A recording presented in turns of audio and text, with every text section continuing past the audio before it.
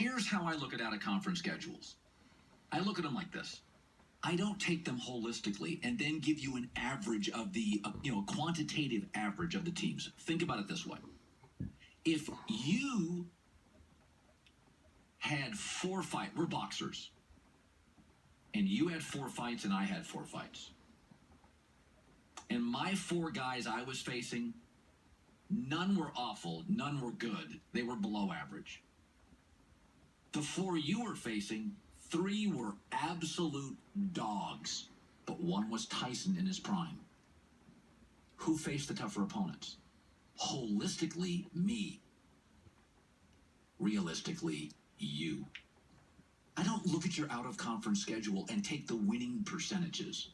The bottom line, fellas, if you have 3 dates, 2 ordinary girls and a supermodel, the supermodel, when you're in that moment having dinner, her grade doesn't go down because of the previous night's average dates. If you play an Ohio State, a Texas, a Notre Dame, a USC, an Oklahoma, I don't care how weak the teams were 7 days ago or 7 days after that. You have gotten on the phone and dialed up risk. Notre Dame gets on the phone and dials up risk. Every year USC, Stanford, Texas, they don't have to schedule those games. So what Iowa fans do, and what a lot of these fans do, well, if you take the SEC teams and yes, they can face 2 and 3 dogs. But every year Alabama dials risk. Wisconsin, Penn State, Michigan. Next year they open with USC. What happens is fans are like, well, if you add up Charleston Southern and you take away 2, when you're on the field in an out-of-conference game against Alabama or Wisconsin, they don't feel any weaker because you faced Charleston Southern 7 days ago.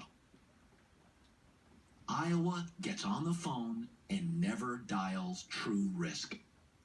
Alabama does, Ohio State does, Michigan State does. So you can sit on that committee and get me all the holistic quantitative numbers, and actually if you add this and you subtract this, Elle McPherson on that date is not less attractive, and you're not less nervous because you had 3 average dates previously. I don't care about your out-of-conference schedule. I care about this. Are you willing once out of conference to get on the phone and put risk on the line? Iowa doesn't. Alabama does. I don't know why this is so difficult. I really don't.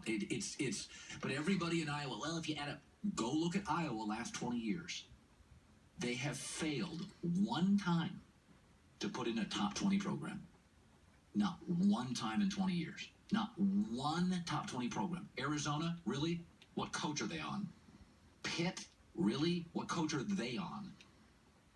So you can tell me, well, if you take Alabama plays a great conference schedule, and every year they get on the phone with a big boy and meet him in the center of the ring somewhere. That I respect. Nobody hates Iowa. Nobody, it would be, it would be hating partly cloudy and 61. Nobody hates that. You know what I mean? You hate Monday. You don't hate Tuesday. You're indifferent to Tuesday. We're indifferent to Iowa.